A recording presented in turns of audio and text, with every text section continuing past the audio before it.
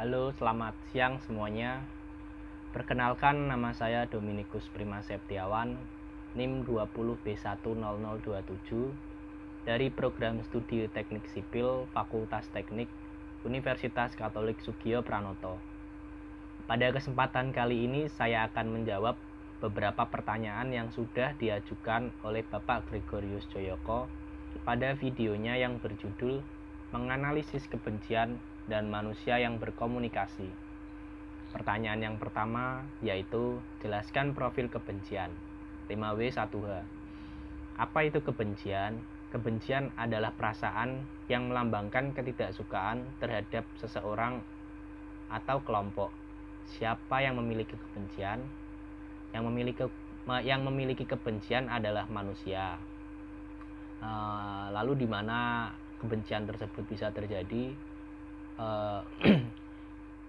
Kebencian tersebut bisa terjadi saat manusia mulai berinteraksi dengan lingkungannya. Saat interaksi tersebut terjadi karena sama-sama memiliki ego satu sama lain. Mengapa manusia bisa membenci? Karena tingkat keakuan yang tinggi sehingga menyebabkan gesekan yang dapat menimbulkan amarah, iri dengki, ataupun dendam. Bagaimana kebencian bisa terjadi?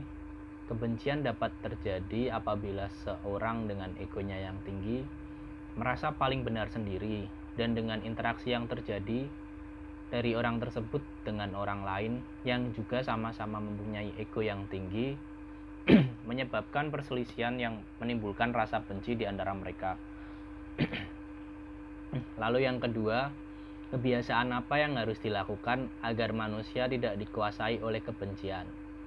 Kebencian seringkali timbul karena tingkat ego yang tinggi. Ego ini muncul karena kebiasaan dari manusia yang mengutamakan dirinya sendiri.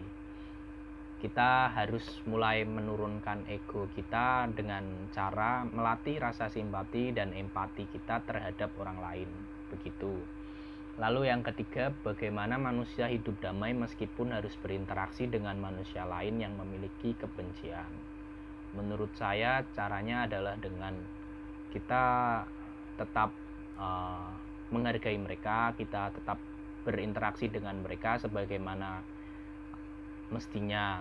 Walaupun mereka mempunyai rasa benci, tetapi penting bagi kita untuk menyadari bahwa kebencian itu tidak baik, dan sebagai manusia yang berakal budi kita harus mau menurunkan ego kita tetap berinteraksi dengan mereka dengan baik, menyapa mereka, mengajak mereka tanpa memilih-milih siapa yang harus kita hindari atau harus kita ajak bicara.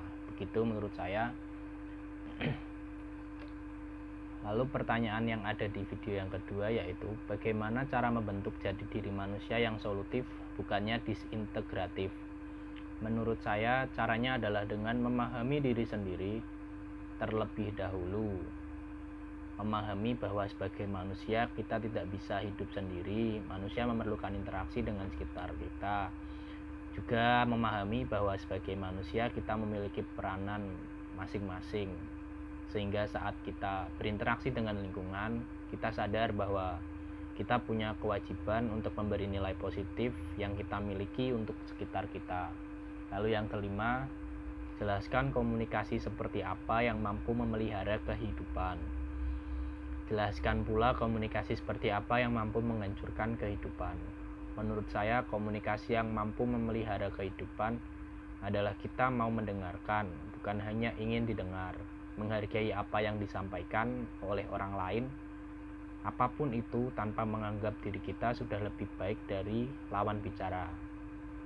Lalu komunikasi yang menghancurkan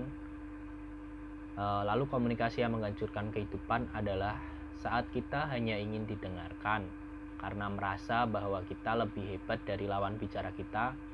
Kita menganggap lawan bicara kita tidak lebih baik dari kita, sehingga saat lawan bicara kita berbicara, kita menghakimi dia. Lalu yang keenam, jelaskan manusia seperti apa yang bertanggung jawab dan manusia seperti apa yang tidak bertanggung jawab. Manusia yang bertanggung jawab adalah manusia yang pikiran, perkataan, dan perbuatannya sejalan. apa yang sudah diperbuat sesuai dengan apa yang sudah diucapkan. Contohnya saat seseorang sudah berucap akan menyelesaikan tugas dengan baik, maka orang tersebut harus menyelesaikan tugas yang diberikan dengan usaha yang maksimal dan tidak mudah menyerah.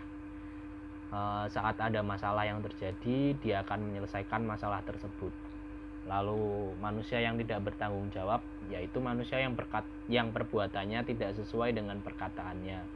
Misalkan saja seseorang berjanji untuk datang tepat waktu pada pesta pernikahan sahabatnya, tetapi dia terlambat karena kesiangan untuk bangun tidur. Begitu kira-kira jawaban dari pertanyaan yang diajukan oleh Bapak Gregorius Joyoko. Apabila ada tutur kata yang kurang berkenan, saya menyampaikan maaf yang sebanyak-banyaknya. Terima kasih untuk perhatiannya. Sampai jumpa.